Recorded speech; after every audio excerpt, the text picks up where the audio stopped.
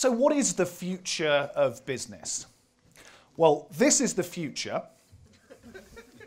and this is the past. This represents a revolutionary new circular economy.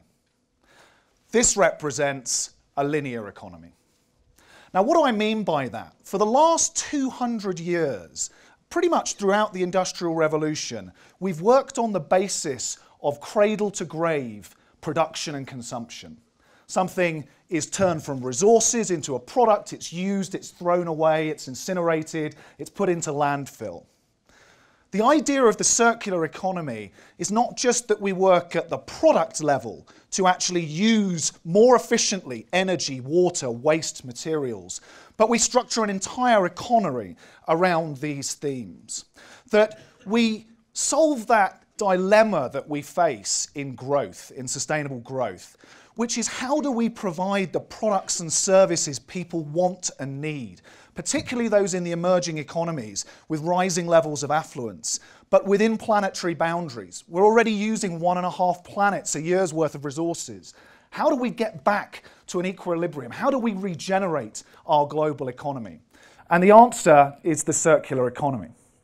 Now, on the one hand, the circular economy is all about engineering, it's all about green chemistry, it's all about rethinking value chains. But actually, for me, the really interesting piece of this and where it points to the future of business is when it gets under the skin of changes in business models. So a shift, for example, from product-based business models to service-based business models. A shift towards collaborative consumption. Rethinking recycling, refurbishment of products and services. Eliminating the concept of waste. Being disruptive and being absolutely intransigent around this idea that waste doesn't exist. Actually, waste is just the beginning of the next cycle. It's the feedstock for the next product or service, the next industrial process. And actually, for me, these shoes bring that to life. Don't get me wrong, this is not a bad shoe, it's my shoe. I bought this shoe from a cobbler in Shanghai. It's good quality, it fits me well, it's a good price.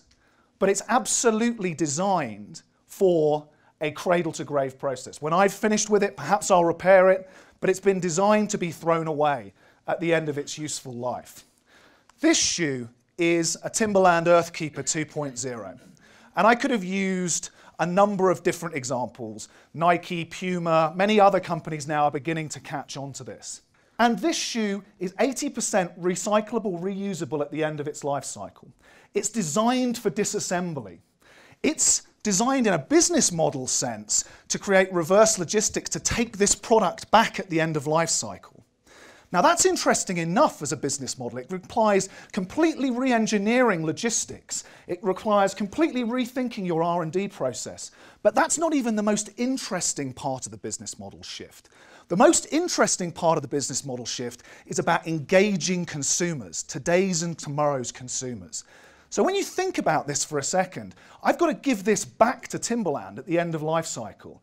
That opens up a direct channel with the consumer, a channel that you can use the marketing mix right at the time it matters when they're thinking about buying the next product or service. That you can then feed back into your material costs, driving down your overall cost, driving up profitability.